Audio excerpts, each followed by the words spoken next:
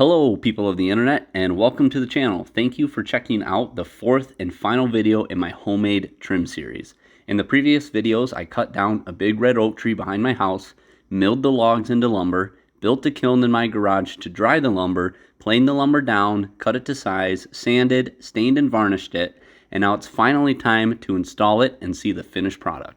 First off, let me just say I am not an expert at this, so feel free to chime in the comments and give me some advice. The style I'm going for is more of a modern install, but with a traditional stain and lacquer finish. The bottom window is going to be what's called a stool and apron style, where the stool is the bottom piece inside the window and the apron is on the wall below it. I'm not really sure what the best way to do this is, but I put a set of screws in the jamb every 16 inches or so and used a level to make sure the extension jambs and stool would be level and plumb. Here you can see the screws. You can also subscribe if you enjoy this video. I'm trying to get to 20,000 subscribers and I'm so close. Thank you to everyone who has already subscribed.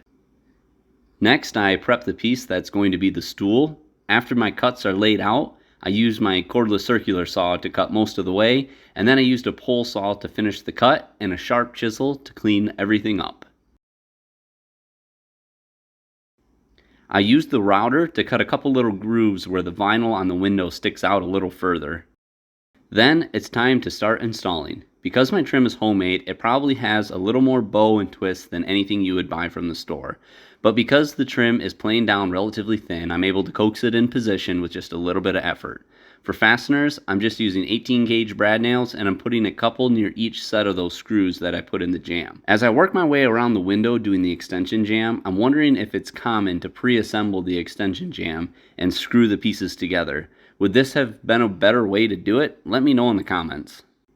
The side pieces of trim have both the jack and king stud under them, so I'm able to use long brad nails to hold them tight to the wall. I also went around and added shorter nails through the inside edge of the front trim pieces that went into the edge of the extension jamb.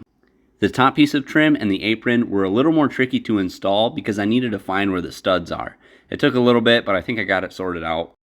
Well, here it is, the final product. From a tree behind my house to finished trim installed inside my house. This actually was a tremendous amount of work, especially because I am doing the entire house this way. I'm actually not even done yet. And my wife doesn't really appreciate it that it's not done yet. Anyway, thanks for watching. Any tools I used in the video or tools I used to make the trim are linked below, and I'll also drop links to the previous videos of this project. If anything I did in this video is grinding your gears or you don't think it was too bad, drop a comment below. Thanks for watching.